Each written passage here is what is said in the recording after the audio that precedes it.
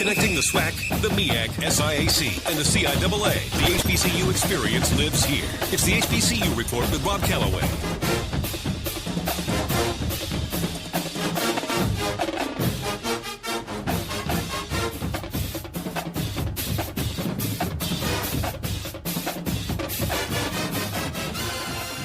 This is the HBCU Report being heard via the Two Live Stews Radio Network.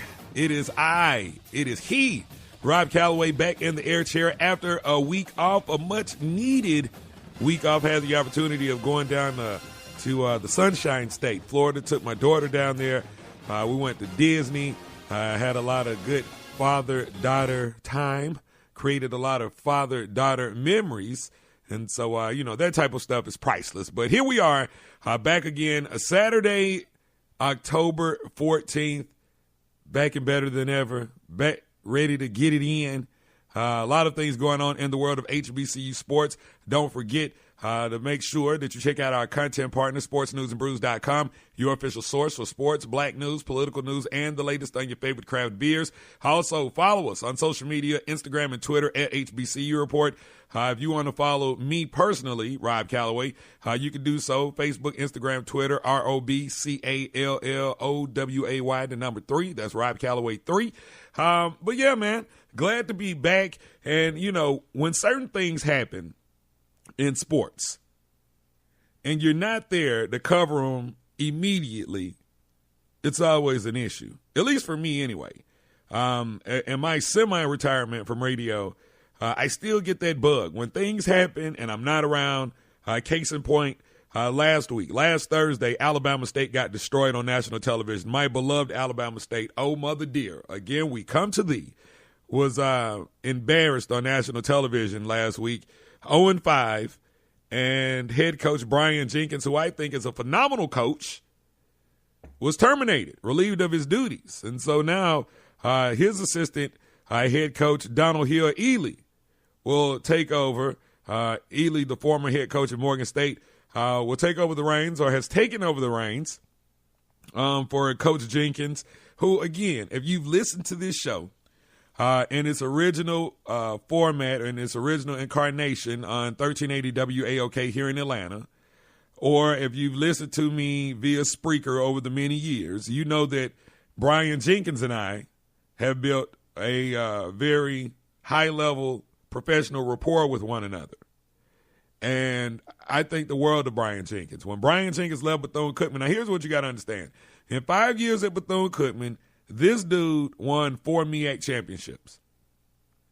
And so when he made the move to the SWAC, which of course I feel like is the better brand of football between the two FCS conferences, MEAC and SWAC, I was like, this should be very interesting because, replacing a legend. And I know a lot of times in the HBCU realm or in just the sports realm, we use the word legend loosely. Well, Reggie Barlow, and shouts out to Reg, that's my boy. I had to give that disclaimer. Reggie Barlow, an alum of Bama State, head coach of Bama State, the winningest head coach in Bama State history. And he was terminated because the Board of Trustees didn't like the contract that he and the president had drafted and signed, and, everything was working. They didn't like it. And so they felt like President Boyd, who's no longer the president, was doing too much, and so was Reggie Barlow, who's no longer the head coach. And so someone on the Board of Trustees felt like it was a good idea to bring Brian Jenkins in. Let's convince Coach Jenkins to leave Bethune-Cookman. He's established a winning tradition down there. We want to establish a winning tradition here at Bama State because that's the one thing that if you're a Bama State alum or Bama State fan, a fan of SWAC football, that we all have the understanding. Alabama State has not developed a tradition of winning football. Let's just go ahead and put it out there. The last SWAC championship came years ago. The last HBCU national championship happened years ago. And so I wouldn't consider this to be a tradition of winning football. To be exact, the last Alabama State SWAC football championship happened in 2004. That was 13 years ago. The last HBCU national championship happened in 1991. That's even further back. Some of you listening to this very show were not even born in 1991. I have siblings, a sibling, that wasn't born in 1991. Do you get what I'm saying? And so they bring in Coach Jenkins. And I had him on. As soon as he signed, you can go back and find it somewhere. WLK.com, somewhere. It's somewhere. Google. It might even be on Spreaker, the HBCU Report show page on Spreaker. But as soon as he got the job, we talked about it. I was excited. I thought that he was going to be able to do some things that maybe Reggie couldn't do. Maybe because Reggie was too closely associated to the university, maybe he couldn't do it. So anyway, fast forward to last week. After an 0-4 start, 0-5 start, well, they just couldn't take it anymore. And at Bama State, Brian Jenkins' overall record, 9-17, is not a true indicator of what a good coach he is. Because during his days at Bethune-Cookman, he was 46-14. Now, let's go a step further. Reggie Barlow, the head coach at Virginia State, has only lost two games in his year and a half at Virginia State. 2 games, and that was last season. Right now, they're riding high, undefeated, 5-0, taking on another 5-0 team today in Bowie State, a big-time CIAA showdown. But as I digress. Anyway, so how is it possible that Reggie Barlow can go to Virginia State and do all these great things? Brian Jenkins can be at Bethune-Cookman and do all of these great things, but neither one of them could do these great things at Alabama State. I'll wait. And I'm waiting. And I'm waiting. See, here's the problem. Neither one of these guys changed their coaching philosophy. It's the university. And until the university gets out of the way of the university and allow the coaching staff to do what they need to do, you're never going to be able to develop that tradition of winning that in your mind you think you have. I love Alabama State. But when I was at Alabama State in the 90s, we seldomly won football games, okay? So I can speak from experience and say that I know, without a doubt, a tradition of winning football is just not in the cards. Well, not right now at Alabama State. I'm sorry. We've had some good teams. We've had a lot of talent. Reggie Barlow did a good job of bringing in a lot of talent during his years at Alabama State, which allowed him to become the winningest coach in school history. But there are some other things going on right there in the university, and you can say whatever you want to say. Oh, they've got the best facilities in FCS. Oh, they've got that stadium. Well, guess what? I guess that stadium's not a big enough selling point. So I'll say this again. For those of you listening, and somebody might be listening that has some pull at Alabama State. Until we get the board of directors to just be the board of directors. Stop being the athletic director. Stop worrying about what's going on the field. Let's just win. Not just win the classic. Not just win the Turkey Day Classic. Let's win. Let's win. Get out of the way. And let the coaches do what the coaches get paid to do. And let the athletic director do what the athletic director gets paid to do. End of story. Moving right along. Speaking of Alabama State, got that Magic City Classic right around the corner, and everybody's excited about it. Last week it was announced that Ricky Smiley, Alabama State's own, Ricky Smiley is going to be the grand marshal for the event, for the parade.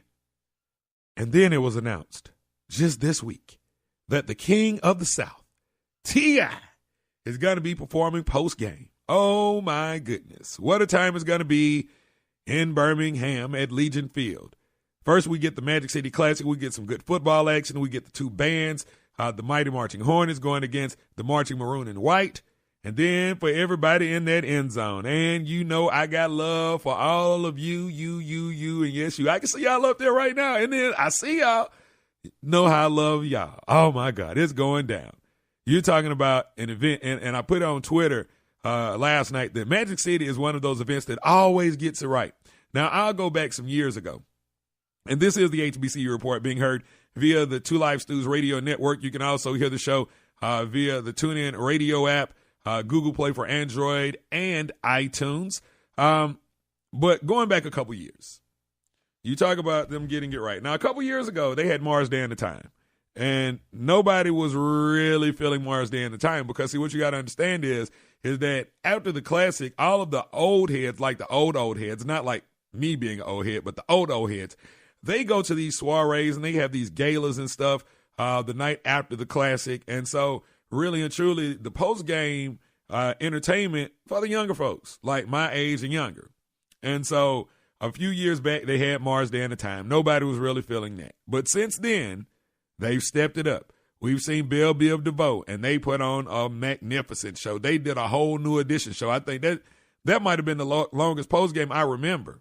Now, Frankie Beverly and Mays did a good job prior to Mars Day and the Time. But as we talk about for the younger crowd, you go BBD. So that's for a crowd like me. Then Jagged Edge actually got rained out, so we didn't get to see Jagged Edge perform. Ludacris performed last year, and it was marvelous. And this year, I expect it to be turned up even more with the King of the South and everything that he brings to the table. And the ladies love T.I., the fellas love T.I. T.I. is that dude. And so shouts out to the Magic City Classic. Tickets on sale right now. For the McDonald's Magic City Classic presented by Coca-Cola.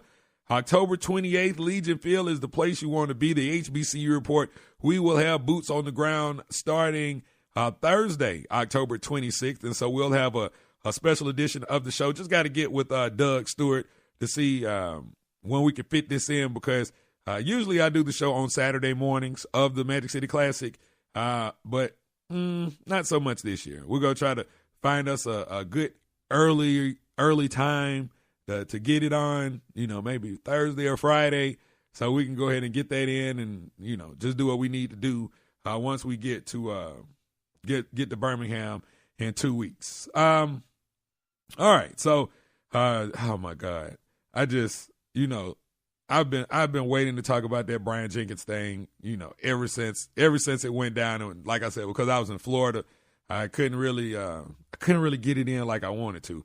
But before I go any further, man, got to send big shouts out to everyone that's been checking in. And, man, it's been so much love in the chat room during the show the past few weeks that we've been on right here on the Two Live Stews Radio Network. Shouts out to the entire X Squad. It's too many of them for me to even go through name by name by name. But shouts out to Sid. Shouts out to Melvin.